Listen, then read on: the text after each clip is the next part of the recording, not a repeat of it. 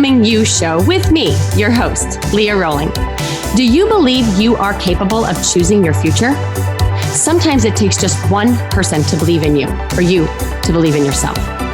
If you find yourself continuing to say, someday I will take better care of myself, only to continue living the same day over and over and over again, then you, my friend, are in the right place. I am your biggest cheerleader, inspiring you to become you on purpose and with intention. Are you ready to create a life you love? I'm excited to share with you some big ideas that you can use today to inspire, impact, and influence your life and everyone in it. The Becoming You show starts now.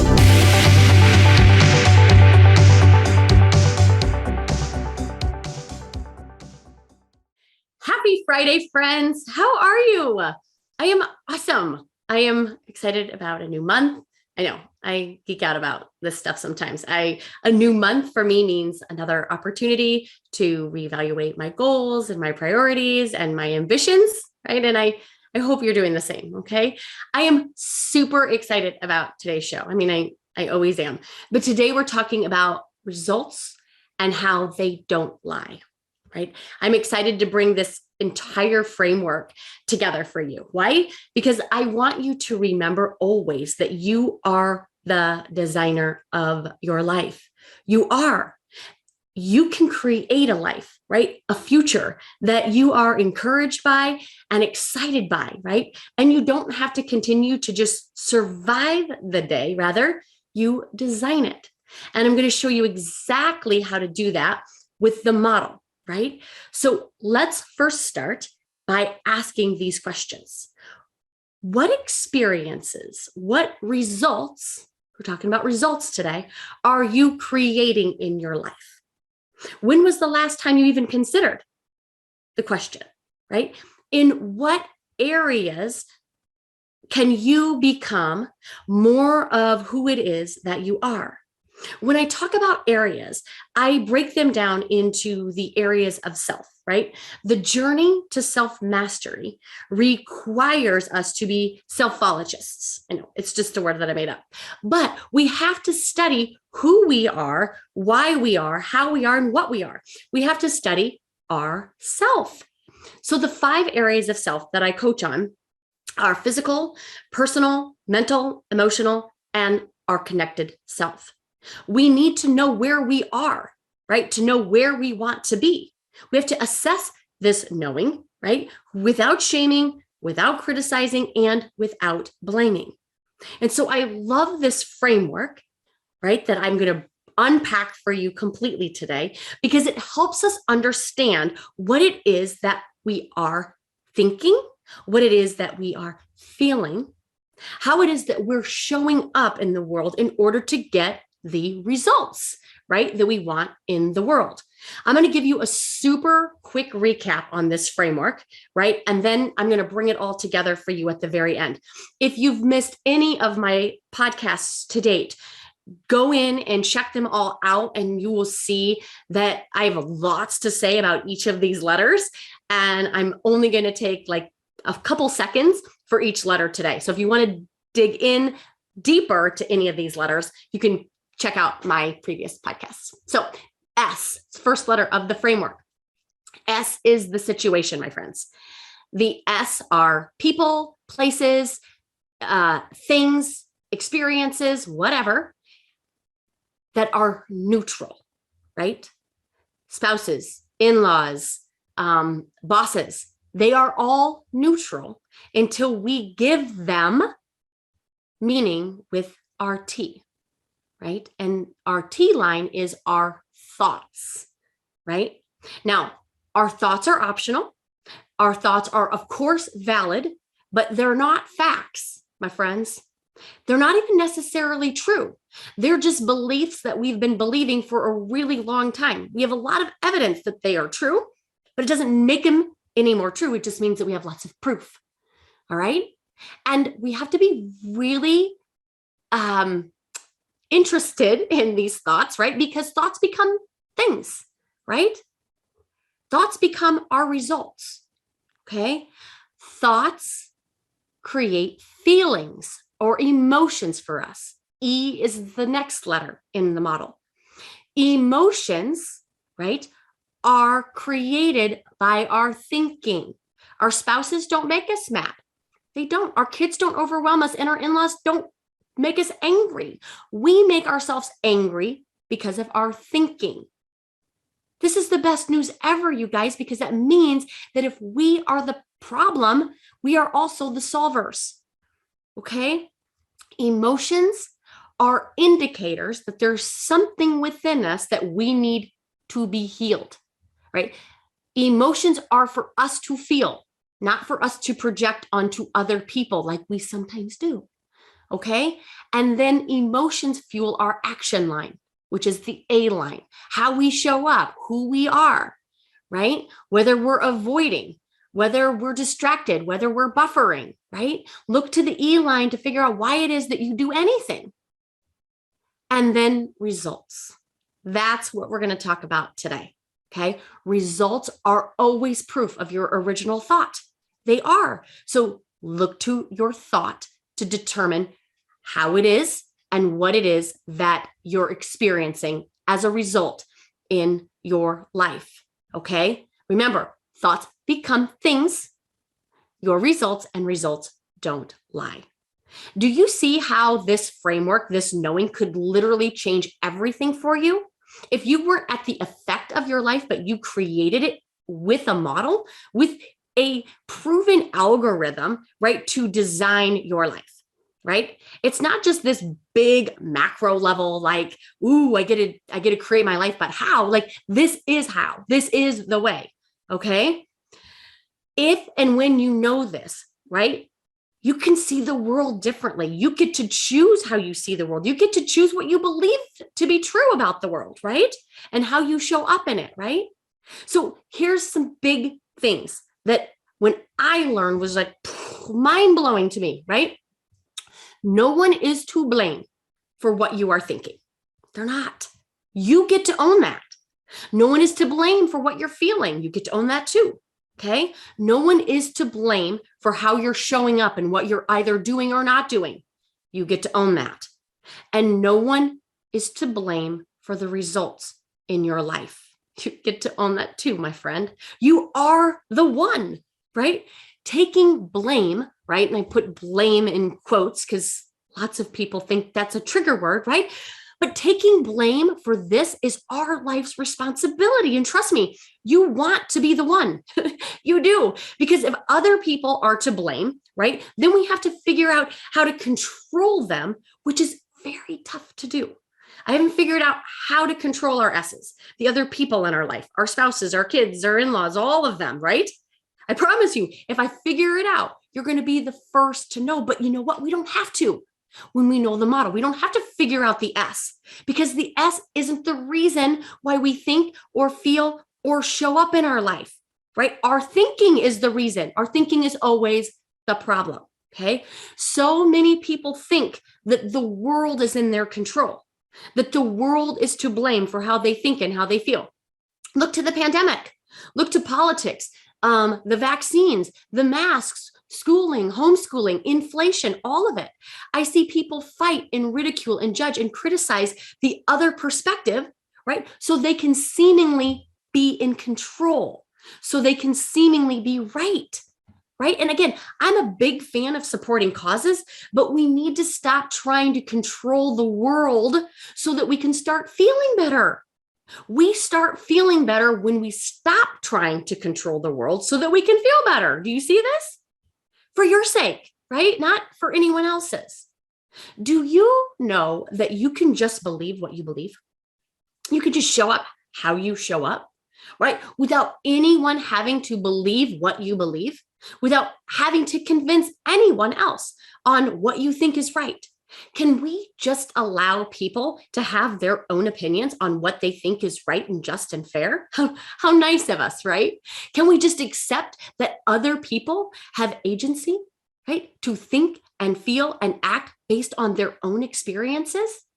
And again, I'm not suggesting that we align our thoughts, that we dismiss our thoughts in approval of theirs, right? But acceptance of agency of others is the only winning scenario, my friends. We lose every single time we resist this truth. What would happen if we just got busy in our own business, right?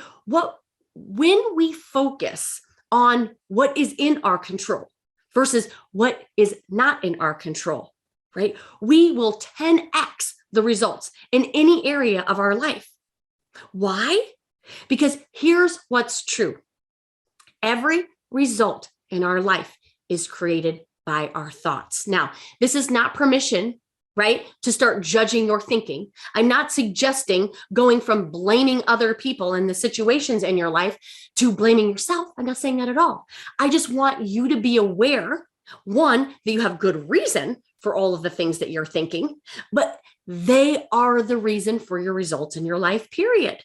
And you can become empowered by your life, knowing, right, that you can literally put every single result in a model and reverse engineer the model to create the results that you actually want, not the ones that your life is offering to you on default because you're not being intentional with how it is that you're thinking. You can create any result you truly desire. I believe this to be the truest truth. I truly believe you have the skills and the genius and the gifts naturally. If it's innate in you, you have the ability to learn. Your desire can be your destiny, right? Anything you truly desire, you are capable of creating in your life, right? I believe that our desires are God-given. I believe that we were meant to have desires and interests and passions, right? And that's what keeps us growing and evolving and contributing in the world, right? And whether you believe in a God or a universe or just a spirit of some sort, doesn't matter. I believe that when you are in alignment with that nudge, with that desire, and you step into it, right? You literally can create it for your life, okay? You are one model away from your desires, from your destiny, right? So what does that involve of us, right? It involves us thinking about what we think about and cleaning up those thoughts, right? Is the fast track, right? To get the results that you want. Thoughts like, what would other people think? Thoughts like, it's kind of expensive. Thoughts like, oh, I couldn't charge that much. Thoughts like, there are so many other people in the industry. Thoughts like, I'll never be able to lose weight. I'm too old. I'm too young. My kids are too young, too old, right? No one would understand. It's probably a silly idea. They shouldn't do that. I wouldn't do that. All of those thoughts, you guys, they're valid. I'm sure you've got good reason to believe them, but if they're not creating the results in your life, they are swappable, right? And we can choose other thoughts that are as believable, but that make us feel better, that allow us to show up in our A line the way we need to in action to get the results that we want. So what if we were to clean up all of this nonsense, right? And replace it with what is equally as believable? Like, I'm capable of doing what is required. And as long as I know that I'm capable, confidence then brings success to the belief. The truth is, this model has created a ton of amazing results, not just in my life, but in my clients. I spent a good 2 decades, you guys, in corporate.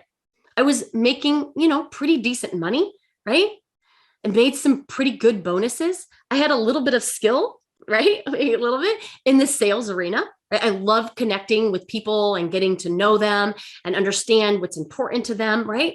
But I never really had any ambitions, right, to climb the corporate ladder. I was always just okay with what I did and what I made, right?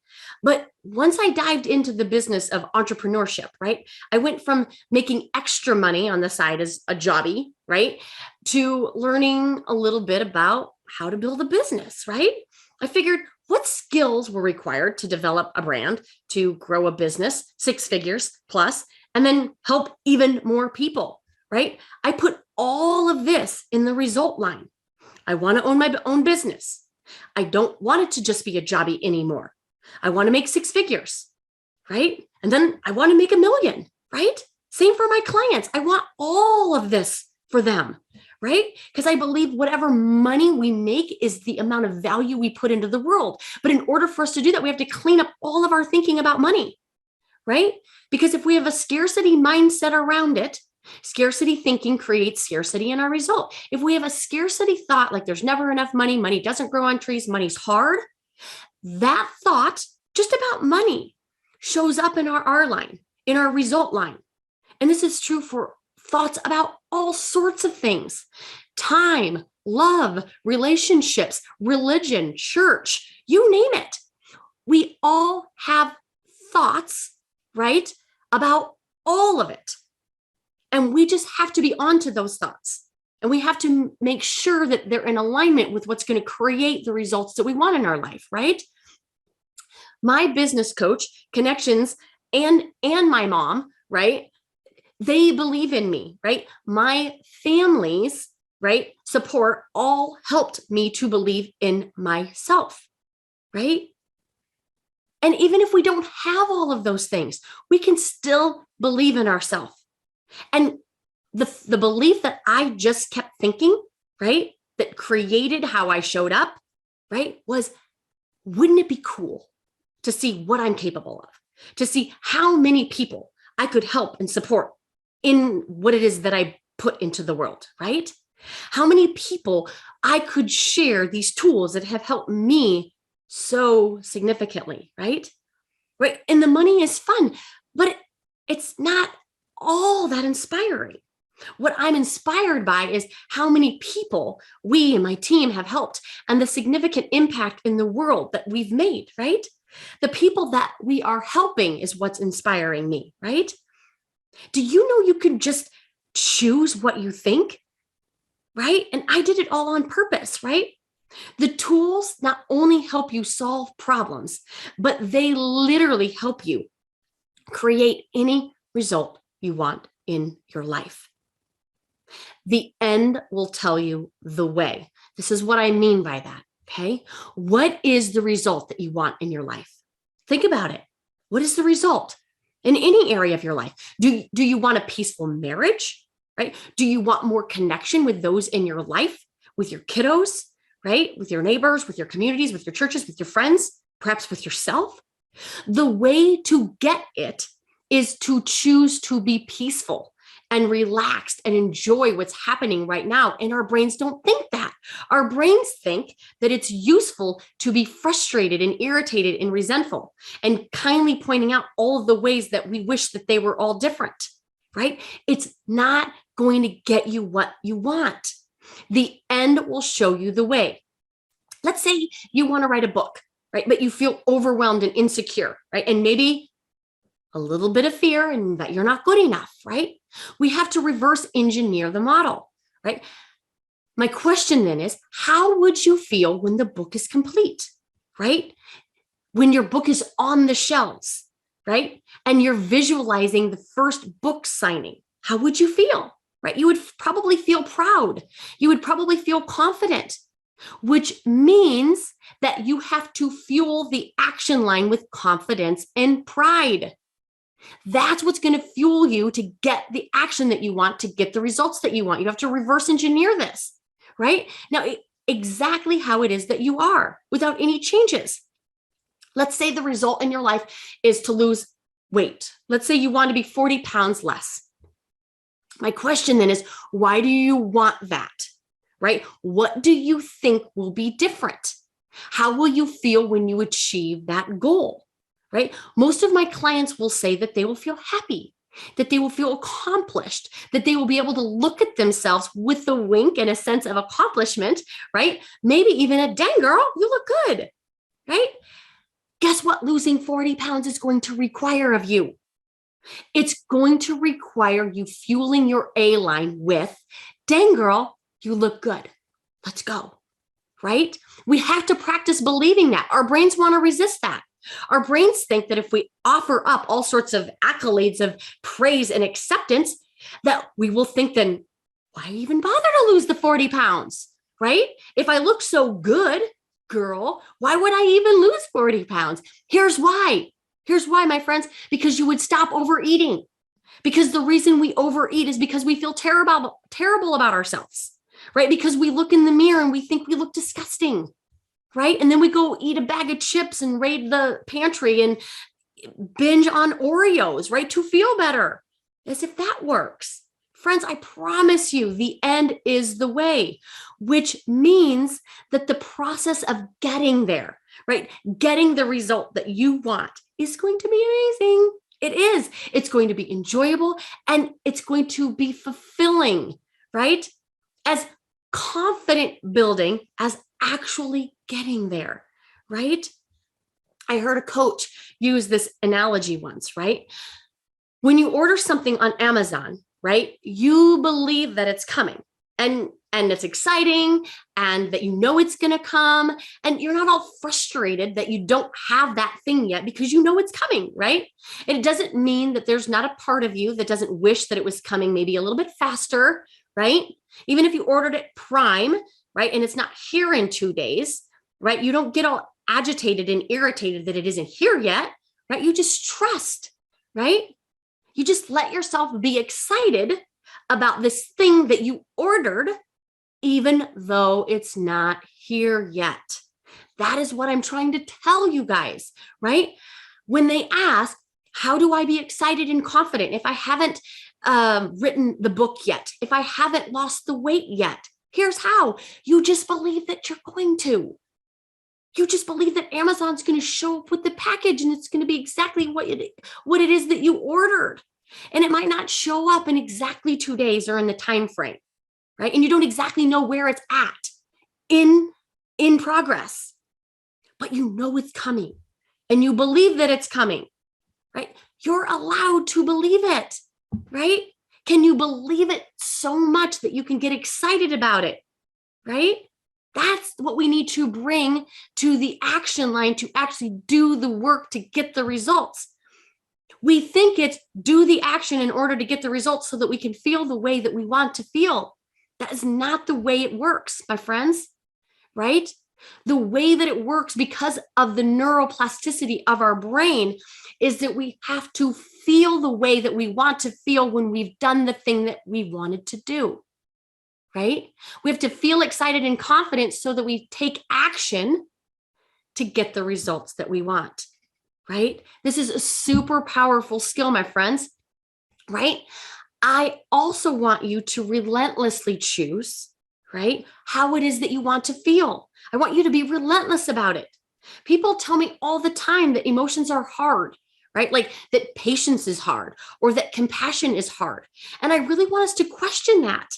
Because I believe that we can cultivate and generate whatever emotion you want as long as we're intentional about it. And intentionality isn't hard. It isn't. We just have to remember to do it, right? I'm teaching you how to do this, how to generate feelings on purpose in my Becoming. It's my monthly program this month, right? And if you're not in there, I would love to have you in there. Right? When I decided that I didn't want to be frustrated and annoyed with my life and the people in it anymore, when I decided that I was tired of judging the world and blaming it for my life, when I decided to do this work, I became more kind. I became more patient and more compassionate with the world. And what was most impactful about all of that is I became that way for myself. Okay. I was able to lighten up around the S's in this life, right? Not all of them have to be so heavy and serious. You know, I'm not suggesting that we bury our head in the sand, rather, just an inherent knowing that everything is going to be okay, that it is part of the human experiences, that there's going to be challenges no matter how much we try to control the S. Right? No matter how angry and frustrated and mad we get, we can't eliminate the S by spitting on it. We can't. Right? I feel like my coaching lately, actually in the last couple of weeks, have kind of been around these two very different emotions. And as you know, emotions create our actions and actions create our results in our life. Right? These two very different emotions are one of boredom, right? It's another Leah-ism, right? And one of overwhelm and frustration, right? And it's interesting, these two extremes, right? Both magnified by the fear, right? That our life should be different some way, that our life should not be so boring, right? Or that our life should not be so overwhelming, right? How awesome is it, you guys, that you have complete control over either, right? You do. If you are bored in this life, feeling as if there should be more vitality, more vibrancy, more aliveness, right?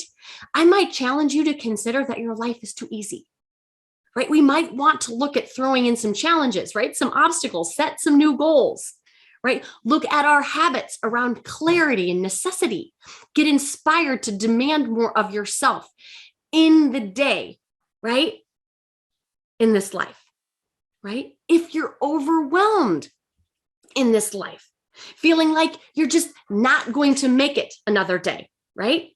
Is it possible that the life you are creating is too hard, right? We might want to look at our agenda, our boundaries, our people-pleasing tendencies, and our habits around productivity and energy, right? We have an opportunity to refocus on what matters and not get caught up in the busy work of others, right? Rather, the work of our own life, right? And what I find, friends, is when we find this balance between life being too boring and or too busy, we have reached the sweet spot of the fun zone, right? So when was the last time you truly had fun? Truly, what happens when we forget that fun is of our making, right? When do we stop having fun anyway? Right? Was it when we graduated from college and started making a living that we actually forgot to start about living? We forgot about it, right? When was the last time you were happy, right? Truly. Did you know happy was in our making as well? So many times my clients offer up to me, if only then I would be happy, right? If my husband was different, if my house was paid off, if I could just lose 20 pounds, if I could just make more money, if my kids were better behaved, right? Friends, we don't have to wait for the S to change. We can generate fun. We can generate happy. And I promise you, this is a much better fuel than frustration and angst and angry, right? I want to take the next little bit of time to show you how this all plays out in this model, okay?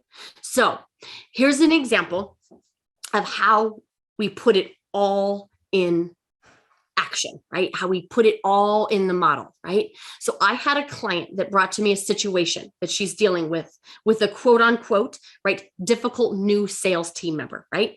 She proceeds to tell me a story around how much he disrespects the team, right? How demanding he is and how he is frustrating and overwhelming, right? Right? And so in order to break this down, we need to separate out our thoughts from the S. So in this particular situation, right, we had to break down him and neutralize this new sales member. So I asked my client, what is it that he said? And so we put that in quotes.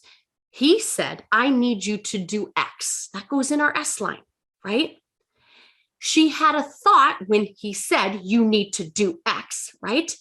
That is rude. That is disrespectful. She made it mean that he was barking orders, that his tone and his delivery are off, and that he shouldn't be so disrespectful, right? That thought, right? That thought left my client feeling frustrated and angry. Notice, it wasn't what he said. It wasn't him himself that made my client frustrated and angry. It was her thinking about it that left her frustrated and angry. Now, typically, people aren't showing up their best when they are frustrated and angry. And when my client gets frustrated and angry, what she does in her A line is she avoids, she pretends, she people pleases, she tries to accommodate, right, said sales member, and she ruminates and judges, and she stays angry, okay? And again, The R line is always proof of our original thought, which in this particular case, her thought was, he is disrespecting me, right? In her R line, she's disrespecting herself by pretending, by people pleasing, and avoiding doing the work that she knows she is capable of doing. And again, I call this the default model because this is a model based off of a subconscious programming without a lot of intentionality around what it is that we're thinking and feeling and how we're showing up, right? We're not even thinking about the results that we want. We are just thinking and feeling that this guy is disrespectful and he's an idiot and I don't like him, right? But we don't like ourselves when we're with that person because we have to clean up our model, right? So what if we were to get intentional around what it is that we wanted in the R line? Remember, I said earlier that we could reverse engineer the model any way that we wanted to. We could hijack it in the A line or the E line, right?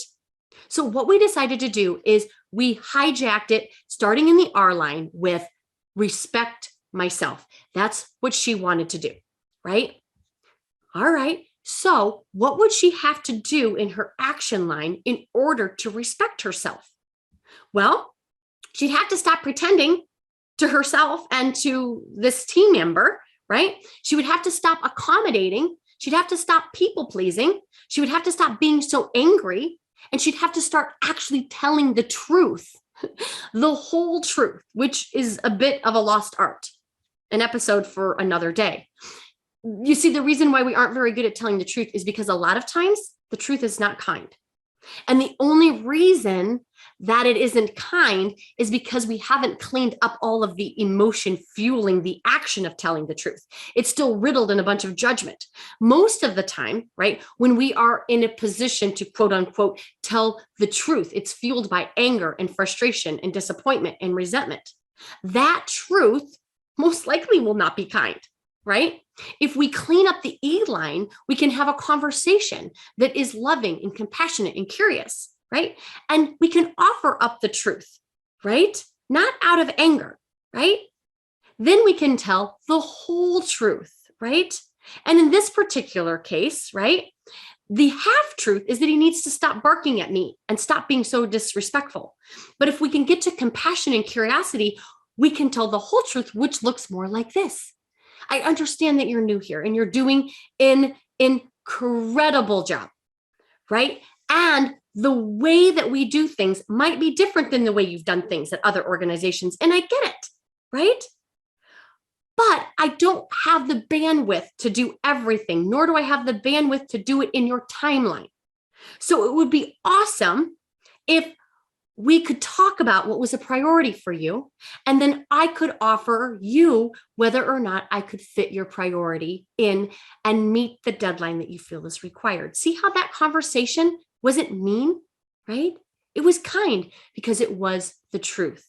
All right. And when we can show up with compassion and with curiosity, we get to be confident in the E line, right? Confident is a feeling that is generated from a thought of capability. In this case, for my client, of course, he's going to ask me what he needs. Every time he does, I do it. And why wouldn't he ask me? Because I am the capable one. Do you see how that model generates a completely different version of her and how it is that she's showing up in the world? Right? So your situation doesn't have to change, my friends. We just have to change our model around it. Okay. These first few episodes have been all around the coaching framework that I use, right? And I hope they serve as the foundation for every episode to come. Speaking of episodes to come, who are my worriers out there? Next week, I'm going to teach you how to solve for worry and her friends, right? Some of worry's besties are overwhelm and frustration and angst. So if you worry like I used to, don't miss it, right? If I have learned how to solve for worry in my life, I can teach you how to stop and why it is that we do, right? If you like this episode, would you do me a huge favor? Would you share it with some of your favorite people and ask them to do the same? This movement requires our movement, right? This movement to become more by being more. I truly believe that together, you and me, we can become more and inspire others to do the same. We can change the world one mindset at a time, starting with ourselves. Thanks for being here with me, you guys. Have an amazing weekend. See you next Friday at the same time, 11 Central. And if you want to take what you're learning to the next level, check me out on my website, www.learolling.com/becoming. This community needs you. See you soon. Bye. You have been listening to the Becoming You show with me, your host, Leah Rolling, where I share big ideas to inspire, impact, and influence your life.